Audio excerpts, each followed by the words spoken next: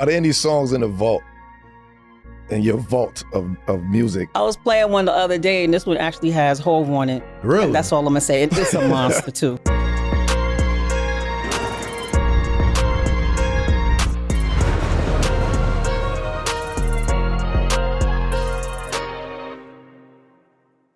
Yo, peace. Welcome back to 7 p.m. in Brooklyn. I'm Carmelo Anthony here with my co-host. You know what this is. My name is Kazim Famiwide. You can call me Kaz, and this is a Wave original presented by FanDuel, the official sports betting partner of the NBA. Melo. All right, we got a good one. We got a good one today. Man. So our guest today really needs no introduction. She is New York. She is music. She is culture. From Once the 411 to My Life and everything that followed, she created a sound that still resonates today. Grammy wins, #1 records, film, television, and music, Keep all going. at the highest level. An icon, a pioneer, the queen of hip-hop soul. Happy birthday, Miss Mary J. Blige. Yeah. Welcome to the Thank hood. you. Yes. Thank you. Thanks for having me. No, of course, of Man, course. This is an honor and a pleasure, man. Like, I love these episodes, of course, when we get to talk to our icons. And this show is always about giving flowers, but when we have them right when we want them right here, you know it's going to be a good one. Let's start off how we start off every single episode, and that is with the connect. We usually start off with the first time our host met with Carmelo Anthony, our Hall of Famers. The night before the All-Star game was fun. It was you, it was Paul. Absolutely. And we was at the club. That was your party. Absolutely. And it was a bunch of us. It was Now that night was fun. the Gentleman's But Club. the night before, we had a great time, which I was you.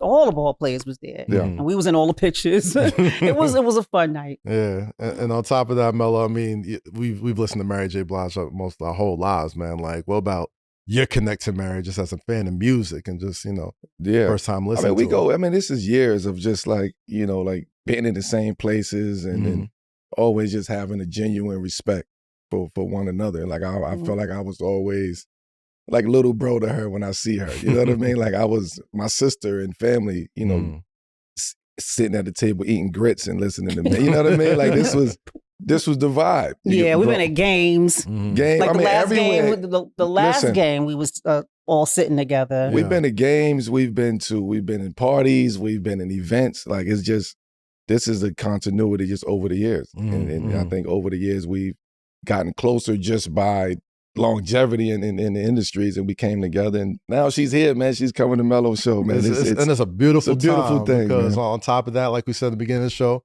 happy birthday Thank again. you. It's incredible to see just everything you've accomplished throughout your career, and encapsulating it now with the big announcement that you made after your birthday is that you're having the residency in Las Vegas. And I love that because I love, seeing our artists in all of their greatness, being able to perform all the music that we've grown up to and loved, forever.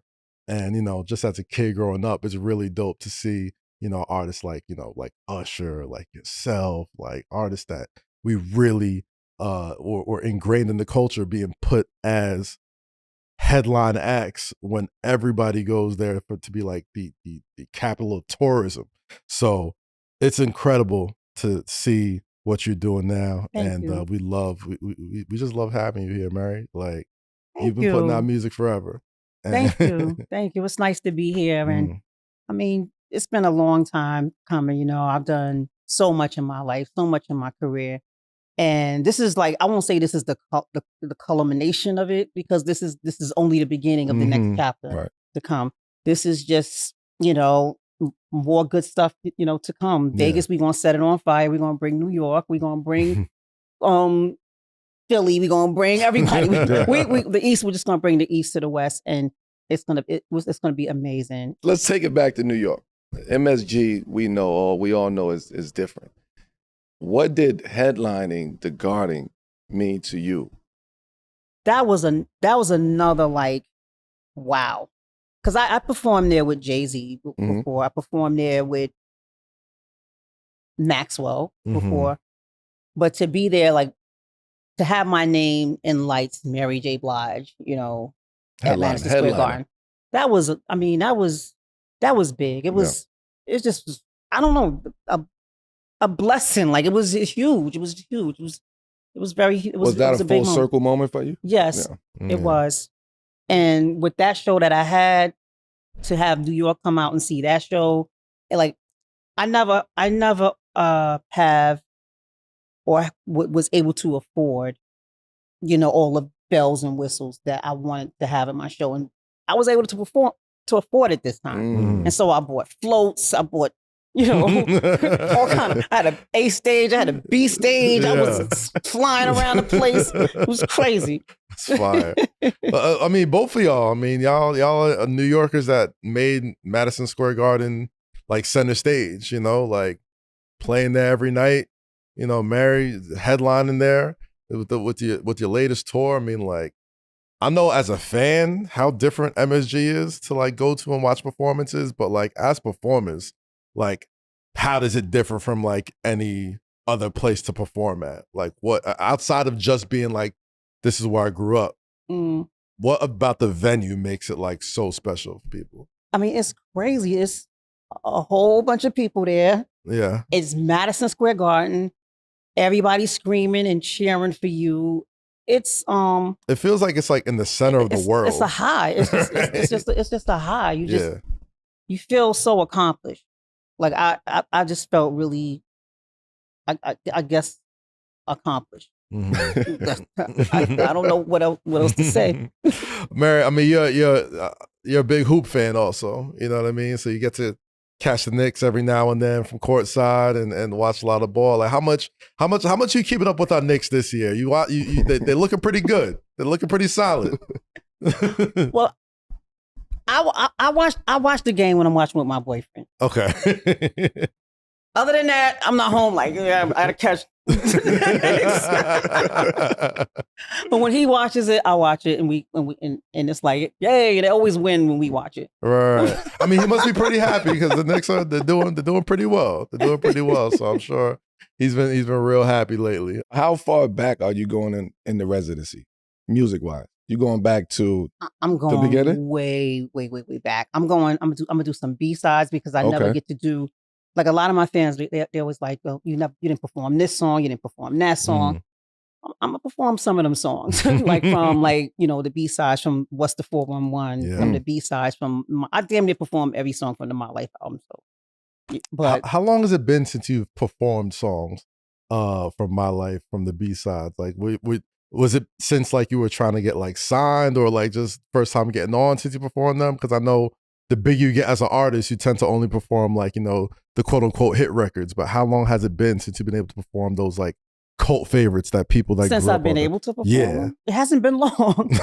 But the B-sides is what I'm talking about. Like you're gonna always hear Love No Limit. You're gonna always hear Not Gonna Cry. You're gonna always hear Mary's Joint. But you never hear It's On, My Love, from the songs from the What's the 411 album. You never hear Don't Leave Me from the My Life album. I could just keep going and going and going and going. Yeah. But it's a couple of B-sides that we got to throw in there to tell the story. And the residency is going to be different from the concert because it's called My Life Story. So it's going to be told. It's a story. And so there's going to be acting and actresses narrating, what the music is saying. So it's not going to be like a bunch of acting. It's just going to be necessary acting in necessary places. Like it'll start from childhood. It's going to be fun. It's going to be, I can't give up so much of it.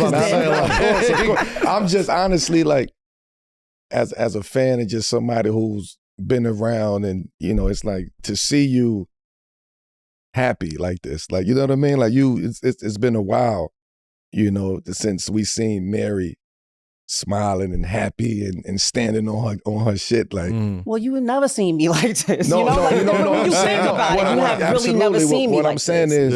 is, from whatever you have to go through in life or whatever personal life, brought to you, to see you now in person, in the flesh, and to see you walking in your vibe and your swag is like, that's the Mary that we know, and that's the Mary that we've grown up on. So we always see you at that level of Mary. So going back to the residency and seeing you so happy, you got the Lifetime, announcement that just hit. It just seemed like there's a different aura and a different energy around you right now. Well, the aura is love. Mary loves Mary. You know, Mary loves Mary. God is on the pedestal, not any person. You know what I'm saying? And that's first, and then Mary's second. And I have love for myself, like genuine love for myself. Every day I love myself, you know, and this is not a cliche. This is no bullshit. This is me doing the work every single day, you know, spiritual work, mental work, whatever, you know, whatever I need to stay in this frame of mind and to own what I own, you know, and know that, you know, I work really hard I worked hard all my life. Nobody's giving me nothing. Everybody's giving me a hard time and they ask to kiss. And I grind and I grind and I grind and I take care of the people that help me. Even when I was at my lowest points, I always take care of the people that work for me. I always take care of my, you know, not saying take it, but make sure I respect and treat everybody like a human being, not like, oh, you just work for me. Right. You know what I mean? So my karma is good because I've been good to people. Right. And my work on myself is good because I'm really doing this work. This is not like, oh, I love myself. No, I really had to find this love for myself. And you know, as the saying is, say, you can't give away something you don't have. So what you're seeing my light is what I have inside, and I'm giving it to people by being confident. So I have it. So you see it. Absolutely. Absolutely. I'm following. Yeah. So that's where I am. That's what you're seeing. You're seeing the light. I love the it, true man. real light. You know, because it feels like, you know, a lot of my friends like grew up listening to your music, you know, it always felt like it was tied to so much pain. And, you know, a lot of fans would be like, oh man, in a messed up way, be like, oh, if Mary's not going through it, the music ain't gonna be good, something like that. People like, you know, enjoying music from like places that aren't necessarily from the most happiest ways, but you know, you're a real person at the end of the day, and you don't want to have to go through that to create great art. Do you kind of find like a balance in being able to be like, hey, like I want to satisfy these people who enjoy my music, but also like this comes from a very tough place to pull from when it comes to like performing these songs and writing these songs and all that stuff. Do you find like a balance as far as like doing that? Every Friday from 6 to 7:30, it's NBA Happy Hour on FanDuel, your pregame for the weekend. We're talking limited time specials you won't want to miss, boosts, bonuses, surprises, all dropping in the app during happy hour. So before tip-off, check the FanDuel app to see this week's special. Then make your move before the shot clock expires at 7:30 Eastern. The perfect way to start your weekend. A little basketball, a little action, and a whole lot of Friday energy. That's NBA Happy Hour every Friday from 6 to 7:30 p.m. Eastern, only on FanDuel, official sportsbook partner of the NBA. 21 and over and present in select states for Kansas in affiliation with Kansas Star Casino, or 18 and over and present in D.C., Kentucky, or Wyoming. Opt-in required. Rewards are non-withdrawable. Restrictions apply, including bonus and token expiration, leg requirements, and max wager amount. See terms at sportsbook.fanduel.com. Gambling problem? Call 1-800-GAMBLER or visit rghelp.com. Call 1-888-789-7777 or visit ccpg.org/chat in Connecticut. Or visit mdgamblinghelp.org in Maryland. Hope is here. Visit gamblinghelplinema.org or call 1-800-327-5050 for 24/7 support in Massachusetts, or call 1-877-8-HOPE-NY or text HOPE-NY in New York. Imagine the NBA all in one place, made easy. As a proud partner of the NBA, only Xfinity puts you courtside with the biggest games, real-time highlights, and multi-view in 4K that lets you watch up to 4 live games at once. Stream it all, just like I do. Stay locked into the rivalries, the stories, the culture, all the teams, all the moments, all in one place. Xfinity, imagine that.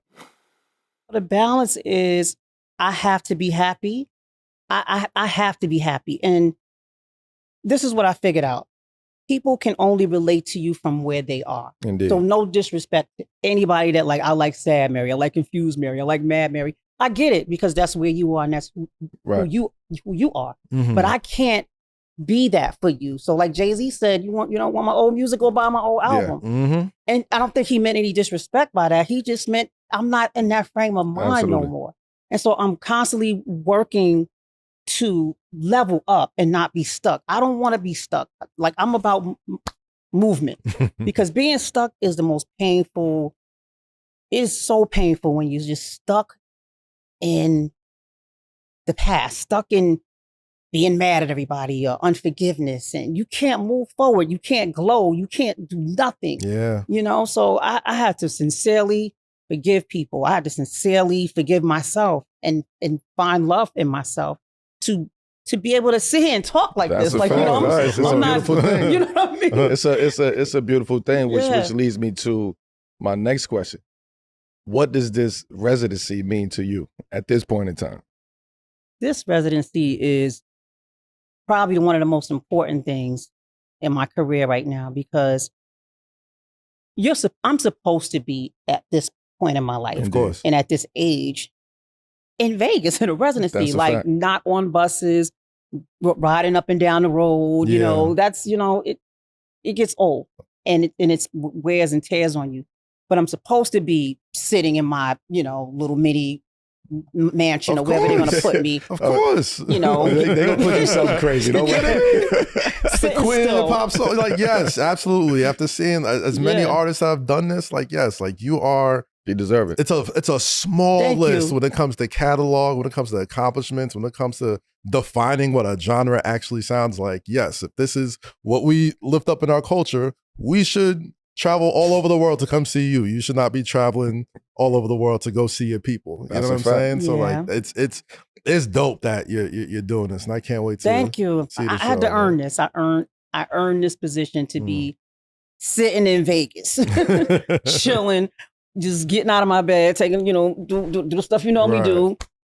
Go to your second home, which is the venue, and perform for your other family, which is your fans. Like, this is a blessing. This is a gift. Yeah, this is how you keep the culture alive, folks. They do it in every other genre. We got to do it for our own, for our legends. Spend your bread, fly to Vegas. You got to. This is what keeps culture healthy and beautiful. I love it, man. I want to get into it before you move on. For sure. I want to ask, when it comes to the arena, right? The where you're performing at. The more that you perform, the more comfortable you usually get. I know for me, like in playing ball, it's like the more I'm in this arena, the more comfortable I get in this arena. And you start to be intentional about certain things in that arena. What are some of the things that you are like really locking in on this residency as far as being intentional on?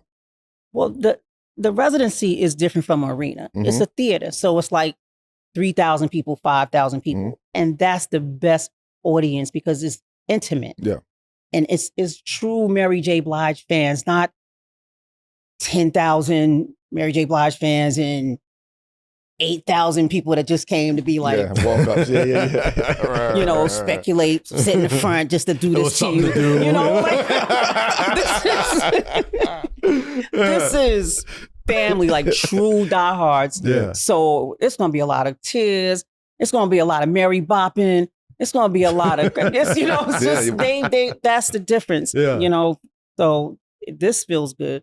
All right, so let's have some conversations for the diehards, man. Mary, you're the queen of hip hop soul for a reason, because I think you were like the connective tissue to so many like culture defining collaborations in hip hop and R&B, whether it be with Meth, whether it be with Hove, whether it be with anybody who wanted that Mary sound or that soulful sound. You gave it to them, and like to this day, it's still a formula that's been replicated, something that you really, really started. So as far as all the collaborations that you've done, especially when it comes to sort of defining what it means to have like a woman on the hook, or like, you know, have a woman rapping with the fellas on the record and stuff like that, which collaboration meant the most to you personally as an artist and the creator? Was two, actually. Can't Knock the Hustle, because of how all that came to fruition. That was some street shit. I got paid in a paper bag. Like the money that was in the paper, really? it was some real street shit. So that was like 1994. And then just Can't Knock the Hustle, just the transition of the whole thing. That's what the song was about. You know? And so, and then it's crazy how that's you and Hove's only collaboration after all these years. Like, I would love to hear y'all lock in and do something again. But and then you have You're All I Need, which is the one that's really important to me. Yeah. like especially now, you know, like it was fun. It was a dope song then, but now it really means something. You know, it really. But that's always been me. I always held. If I was in any relationship, I held the person completely up, down. You know, they were my, you know, you're all that I need. I'll be whatever. You know, everything Meth said in that record. And then the night that we recorded that record, it was Meth's birthday. We was at the Hit Factory. Wow. Yeah. Yep. And that was my first time meeting Meth, and the whole Wu-Tang Clan was there. It was a lot of fun. What was it like in that studio that day with all Old Dirty Bastard like, Mary! I was like, yo, this is really happening. And Meth was like, yo, you got this, queen. He would come in the booth, you got this, queen. You killed that. I think Puff was there. Everybody was there. That's an epic night. That's an epic night. Are there any songs in the vault, in your vault of music, of making music, that never came out, that you're like, damn, I wish this song would have came out? Yep. I was playing one the other day. Oh, gosh. I was playing one the other day, and this one actually has Hove on it. Really? And that's all I'm going to say. And it's a monster, too. Is there a reason why this record hasn't come out? Like, is there... You know, I'm sure Hope's going to see this. When we were younger, we was Amp recording that record. Okay. I'm not going to say who it was because I don't want somebody to come back, but somebody leaked it. And then we couldn't. That's the worst thing you could do. And then we couldn't do anything with it because then Hove was like, then I'm, you know, he felt disrespected that someone from my session had leaked it. Damn. And so. But, you know, maybe we can revisit it. I was about to say, like, Tom Hill's I mean, listen, there's been a long history, especially since the internet really got popping, that like songs that leaked or songs that were sort of unfinished kind of become finished or end up on like finished projects or remastered albums and stuff like that. So, I mean, shoot. Residency coming up in Vegas. You know what? Yeah. Lost Marion Hove records somewhere. We get West Coast right there. Might be the time. Might be the time. Pop up, man. But man, I obviously, you know, working with Meth 25 years ago and still work with him in the Power universe. Could you imagine, like, that's crazy, in that session where Old Dirty was going crazy, that you still be working with this man? No, I didn't think I would catch up to him in the acting world, but Meth was acting before me, and Meth is an amazing actor. Yeah. So when I caught up with him in Power, man, it was, you know, he's Big Brother, so everything says you good. Like, it was so much fun. like from Meth is a lot of fun. Yeah. And he's really, you know, truly family. And I love him so much. And just to collab with him in acting, that's destiny. You know, it's just something that's supposed to happen. All right, we're gonna spin the block a little bit. So we have a special segment on this show called the 7 p.m. moment. This is that point in your life, personal or professional, where you're at a fork in the road, a moment where you choose to, your choice makes you go down this path or that path, a very specific path. Like, what was your 7 p.m. moment? Actually, it was the divorce, because I found myself owning up to why I ended up in that situation anyway. And I take responsibility. I took responsibility. I owned up to it. And that was a turning point for me, to be able to say, you know, you kind of created this with how you feel about yourself. You created this with your thoughts. You created this with just how you feel about your life. And when I began to speak positive about myself, I came out of that life. So it was, I mean, people are what they are and they do what they do. Indeed. But we play a part in it.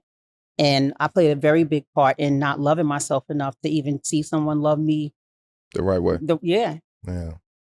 So that was my turning point. Wow. I feel like, you know, there's so many young women and women my age that have listened to you that, you know, now that I'm older, you hear them talk a lot more openly about mental health and about, you know, loving yourself and all that type of stuff. But back then, a lot of people didn't have that. They just have your music. They just have like albums you listen to. So, you know, sometimes they'd either find escape or find somebody that they would connect to.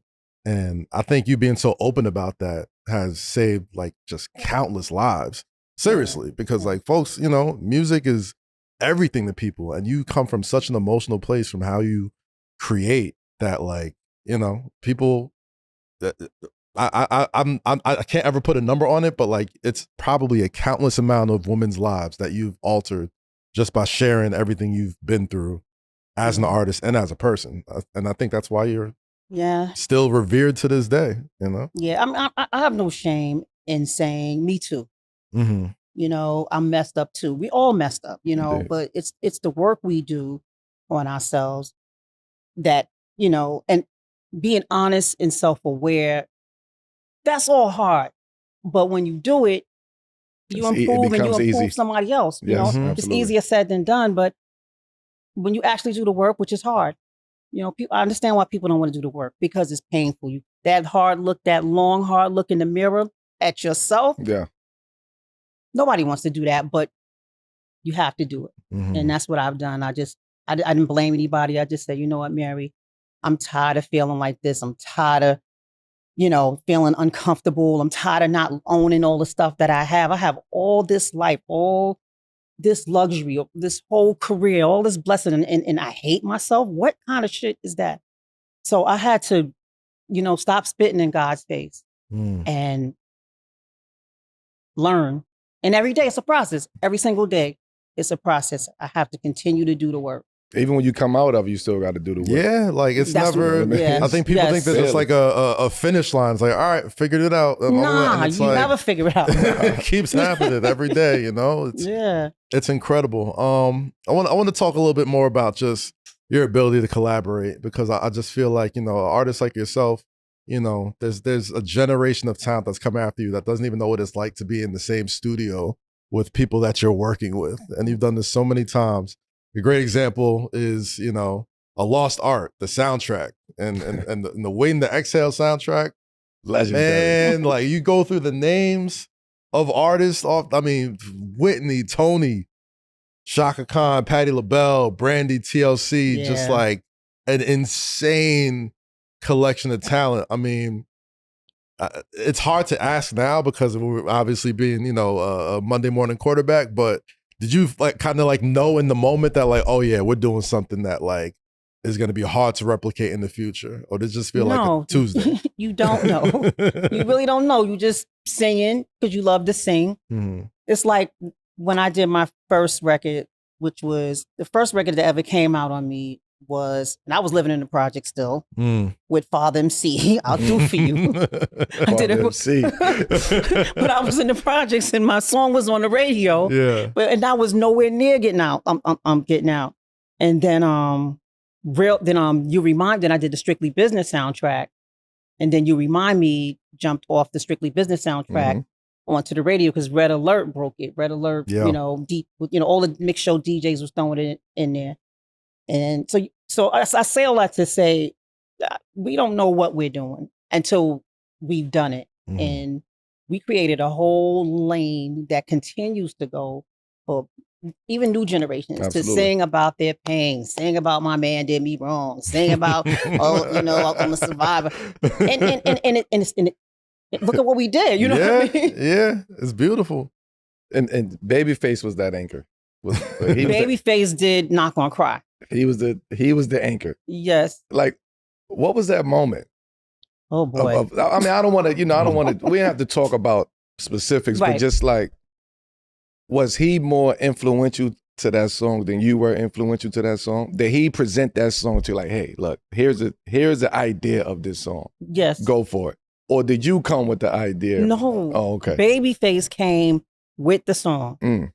And he sang it and everything. He sang the whole thing. Well, all that.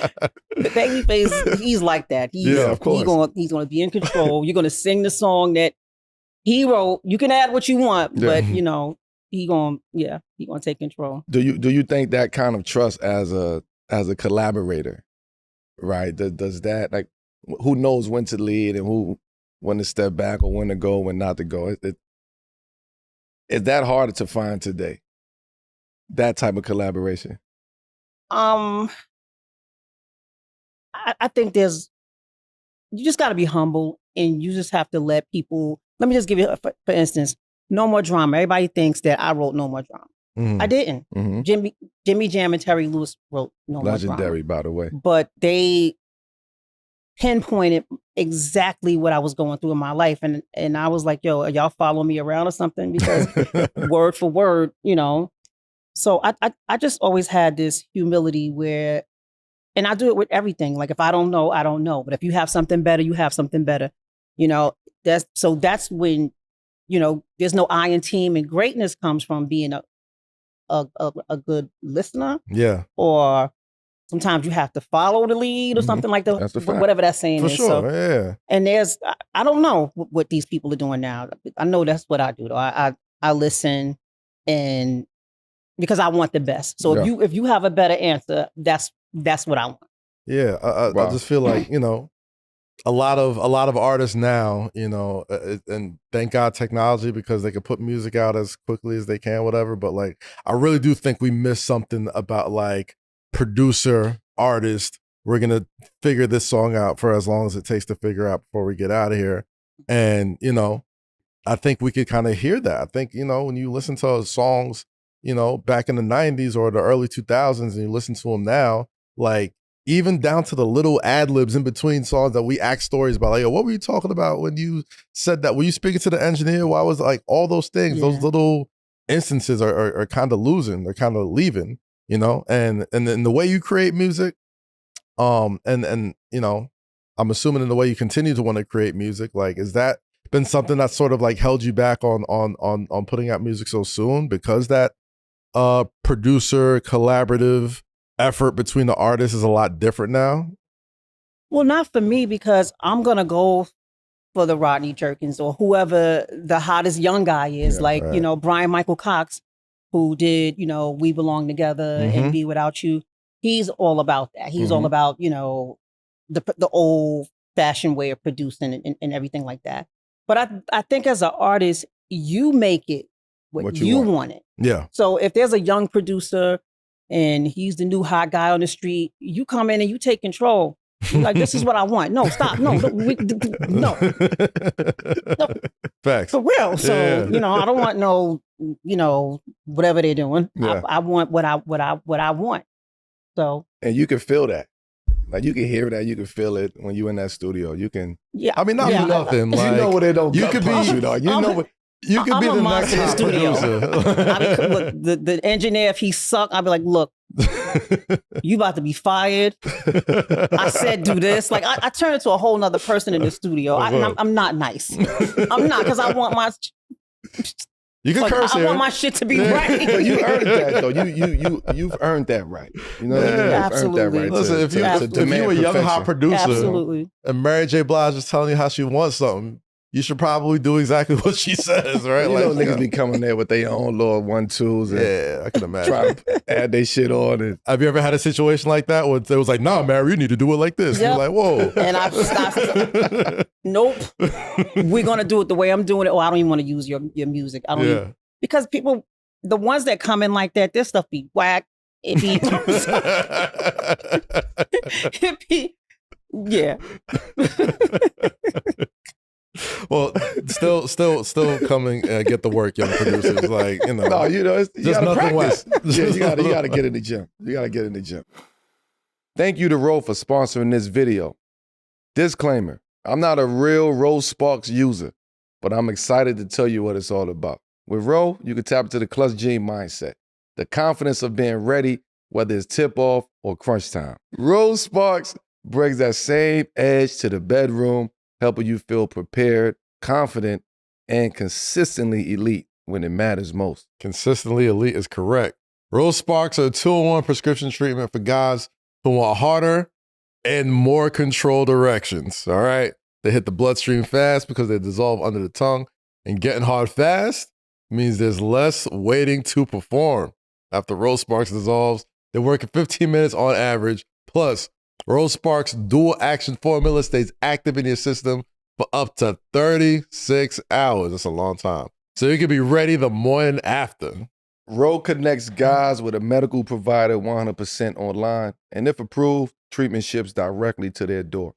If prescribed, new sexual health patients get $15 off their first order of Sparks on a recurring plan. Connect with the provider at ro.co/7pm to find out if prescription Ro Sparks are right for you. That's ro.co/7pm for $15 off your first order. Sparks is a compounded drug product. Compounded drugs are permitted to be prescribed under federal law, but are not FDA approved and do not undergo FDA safety, effectiveness, or manufacturing review. For full safety information, go to ro.co/safety-info. The season's heating up and DoorDash has a way to keep fans in their bag the whole way through. Whether you're watching for the highlights or your favorite player, DoorDash makes it even more fun to be a fan this season. As somebody who always added new moves to his game, we all know players have their bag. But with DoorDash, fans have one too.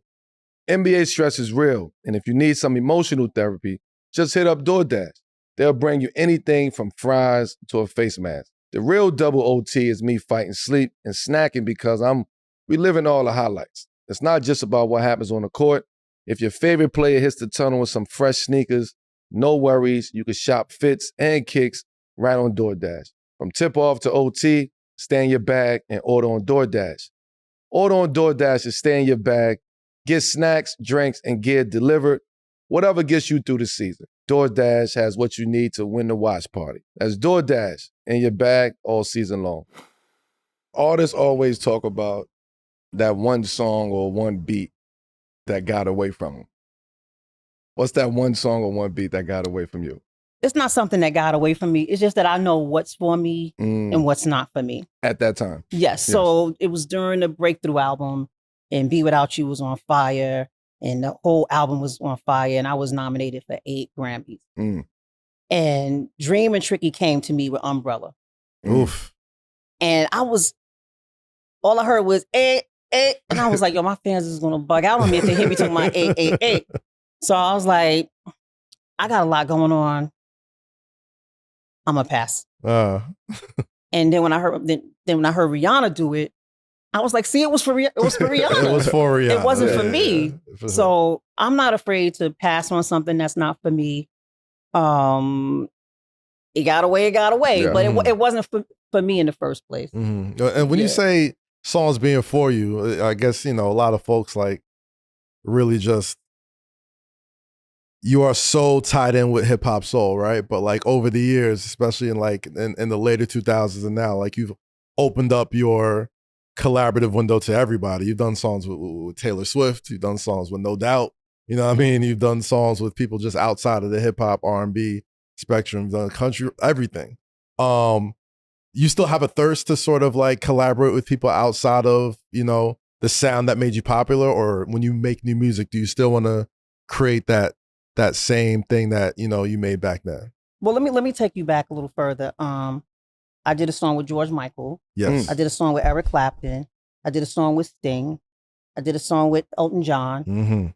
And the reason why I did songs with these people was because they were fans and they liked my music, but I also liked their music. I love Sting. I love Elton John. I love George Michael. So I only do songs with people that I love and respect. I'm a queen. I'm the queen of hip hop, so I love hip hop and R&B. But I also, as a 5-year-old kid, I grew up on soft rock. Before there was WBLS and Hot 97 and all that, it was WNBC. And a lot of, y'all wasn't even thought about. Whoa, Asian crazy. Because I was 5 years old when it was WNBC, and they played Elton John. They played, but we thought George Michael was. I thought George Michael was black for a long time when I heard Careless Whisper. Michael McDonald. Then I saw Wham, and I was like, oh, I forgot about Wham. I forgot he came from Wham. Yeah. So I've been a George Michael fan, so I did songs with him, and I love, anybody I did a song, and one with Bono. Absolutely. So anybody I did a song with, I love and respect. So I was never forcing, never reaching. I just really wanted to do it. And they they also respected who the fuck she is. You know what I mean? Like, they want that rub too. Yeah, right? They want to be like, oh, see? They coming over here for a reason. They know what they're getting. For sure. They know the standards over here. For sure. This is perfection over here too. Come on, man. Royalty, like we said in the beginning of the episode, this is royalty we talk to. Are there any like current artists or newer artists that you listen to that like you're a fan of that you'd love to do a record with or have done a record with that we haven't heard yet? I mean, it's so much talent out here. I mean, the females are just putting it completely down. Like, congratulations to Kehlani and the smash she got right now. Congratulations to Mariah, the scientist, and the smash she. And Folded Low Key sounds like a record you would make. She's an inspiration. That's what I mean about the lane. Yeah. It all like, you know, sounds like some shit I would have did on My Life album, you know, but it's all amazing stuff. Hers amazing. Love it. And even the guys like Kevin Ross and what's the guy with the Mutt record? Leon Thomas. Leon, yeah. It's a lot of like really dope talent out here.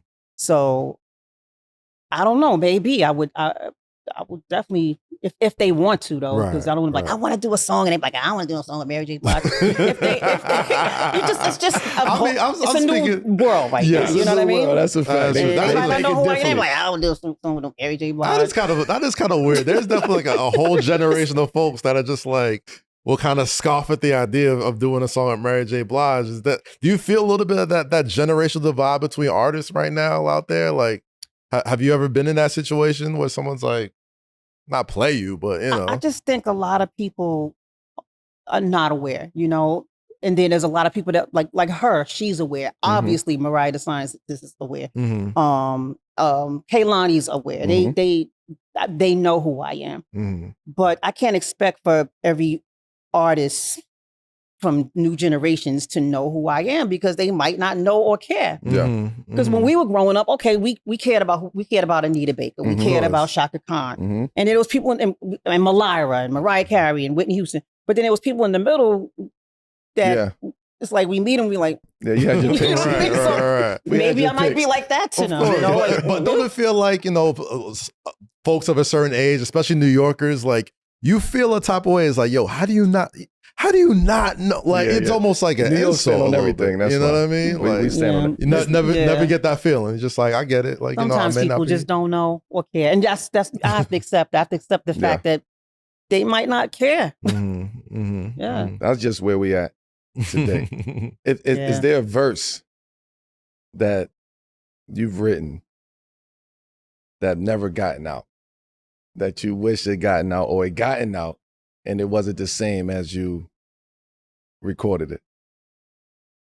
Now, every verse that I ever wanted out is out. Like every single, there's not a verse that got away.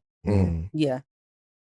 Not everybody can say that. That's a fact. There's a beat that got away though. I don't want to. There's a beat that got away, and it was supposed to be ours, and it got away.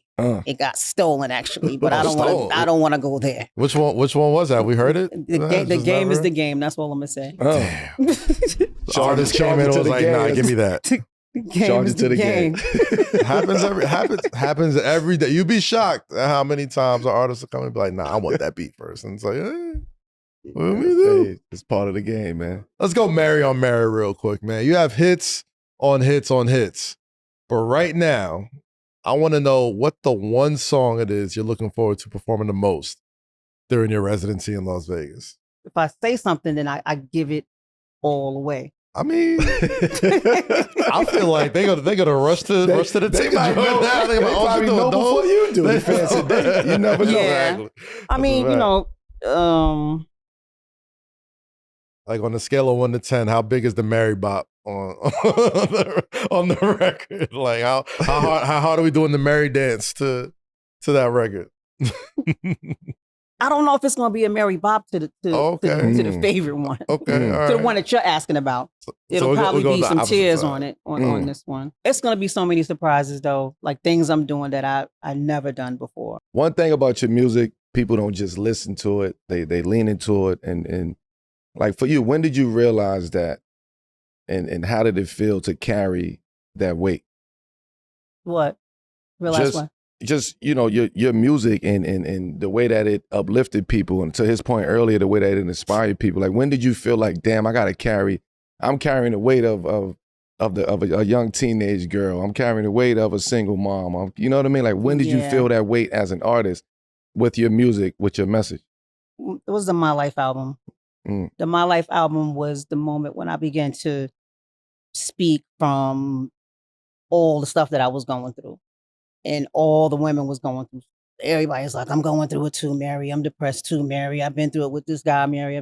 So that's when I realized, like, man, I'm really not alone in all this, pain that I'm dealing with.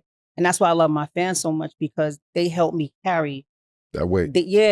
4 million people bought the My Life album, and that's what started the movement. We wouldn't have gotten to the Mary album and the Share My World album and the No More Drama album if it wasn't for those 4 million people that bought that My Life album. That's fire, man. Mary, I can't wait to see those live shows. I feel like every year there's been like a go-to residency. Like I think like Usher was one year, like Bruno Mars was one year. Like Wu-Tang was last year. Wu-Tang was last year. And I think you're gonna have that residency where like I feel like every week somebody's like, you ain't go to the Usher show, you gotta get to the Usher. You in Vegas? You gotta get to Mary. You gotta do that. So man, I can't wait to see that. So last question I'm gonna ask you before we jump into America's #1 segment is, when people walk out of My Life, My Story, what do you want them to feel? I want them to feel like, again, if Mary can do this, I can do this. If Mary can consistently do the work and continue to evolve, I can do it. I could do anything I put my mind to. So I just want people to feel like a champion, like go out there and get that job you want, be as beautiful as you want, marry the man you want, have the boyfriend you want, whatever you want to do. Just freedom. Be free to be you and love you. I got one more random question, man. We had in the Touch It remix, you went from Mary J to Brooke. I was your alter ego when he was rapping. What happened to Brooke? Well, like, you did your research, huh? Oh, come on, man. I'm a Mary fan. Like, I feel like Brooklyn is quiet right now because Brooklyn would be starting trouble right now. I might wake her up though. Yeah, like come on, man. She went crazy on that Touch It remix. I was is Brooke coming to Vegas? I don't know. Brooklyn's a troublemaker. Oh man. Well, hopefully Brooke sees this and shows up in Vegas this year. Get back in the lab. Get back in the lab, Brooke. We miss you.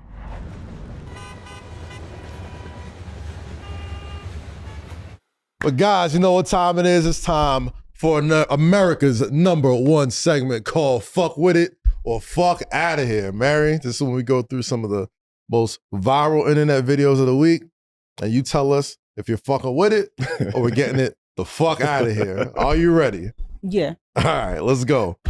Fox Sports sideline reporter, she killed this. Erin Andrews stepped out yesterday, and everybody said she was actually paying homage to you on your birthday. Who? Erin Andrews, she's a very famous sideline reporter. She was a reporter for the NFL, and she came out in the Mary Mink, cold as hell, but fresh to death. She kind of looked like she took a little bit of your swag a little bit, and it was your birthday, so rareness at that time. A lot of fans are like, "Oh, she's paying homage for Mary rocking that coat." So, or she's stealing, or she's biting, or she's biting it. So, Mary, fuck with it or fuck out of here. And shout out to Steve for putting this in the rundown. No hateration or holleration, just a celebration for Erin Andrews. Are you fucking with it or getting it the fuck out of here? The coat? The coat, yeah. I like the coat. Okay. Yeah. Would you rock? I feel like that's a coat you would rock for sure. Yeah. Definitely. You see the shit she walked in here today with? I mean, come on, man. you ever see like the slow-mo with the aura when people walk into a building? That's how Mary walked into that coat is fire. I fuck with it. That coat is. Thank you. And it's cold out here in the hood too. Like, yeah, like she knew this. She knows this area, by the way. So she's like, oh yeah. And she also knew it was his birthday too. There you go. Shout out to Aaron for that. Shout out Erin Andrews. Yeah, thanks, Aaron. Mary, as a generational artist, your concerts bring everyone together. One of your more seasoned fans was having a great time while the DJ warmed the crowd up. Let's take a look at this video right here. Oh, she throwing it back? That's at a Mary concert? This had to be at your show, Mary. Yeah. Yeah. All right, Grandma, shout out to you. She got to be one of the you know, maybe the 2,000-3,000 in Vegas. And she put on her best fit too. Shout out to Miss Bernadette. Fuck with it or fuck out of here, Mary. Miss Bernadette is crazy. Miss Bernadette throwing that ass at the Mary J concert. You gotta fuck with it. I mean, that's nice. Who named her Miss Bernadette? I was on the Steve Classic. Shout out Steve. Oh, okay, I thought that was on the ticket. No, man, but listen, we're gonna wrap this up. We're gonna get Sis up out of here, man. She got an early morning tomorrow. She got big things going on. But Sis, honestly, thank you for coming to bless this couch. Come check us out on the Red Hook. You know, I said earlier what you meant and what you mean to us, to young women, to kids, to grown-ups, to sisters, to moms, to grandmoms. Like, you raised the bar on how strong you're supposed to be as a Black woman. So thank you for that. Thank you. Keep going. Good luck with your with the show out there, the Residency in Vegas. Good luck with the Lifetime movies. Keep moving. Are we gonna see Monet soon? All right, so she can't tell us nothing. Can't give you no spoilers. Thank you so much, sis. We truly appreciate you blessing this couch for us. Thanks for having me. Of course, right. It was nice being here, and congratulations on this. This is really dope. Thank you. It's an honor and a pleasure, legend. Thank you so much. And again, take us home, Cass. Happy birthday once again. This is 7 p.m. in Brooklyn, a Wave original presented by FanDuel. You know what to do. You love the show. Subscribe to our YouTube channel. Hit the podcast channels. Those likes, those rates, those reviews. We love having them, so keep them coming. For the Hall of Famer Carmelo Anthony, the one and only Mary J. Blige, I'm your boy Kaz. And we catch y'all next time in the Hook, people. Peace. Peace.